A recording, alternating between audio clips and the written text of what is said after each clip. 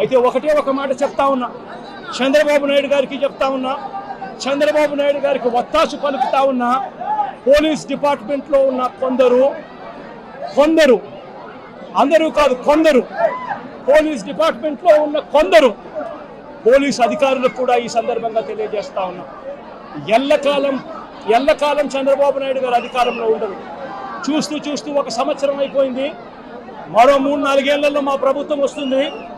మా ప్రభుత్వం వచ్చిన తర్వాత ఒక్కొక్కరికి సినిమా చూపిస్తామని చెప్పి మాత్రం ఖచ్చితంగా చెప్తా ఉన్నాను.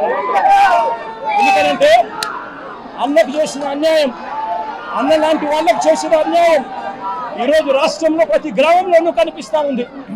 ఈ గ్రామంలో ప్రతి గ్రామంలో కనిపిస్తూ ఉన్న ఈ అన్యాయాలకు నేను ప్రతి అధికారికి నేను ఒకటి చెప్తా ఉన్నా, ఈ అన్యాయాలలో మీరు భాగస్వాములు కావకండి.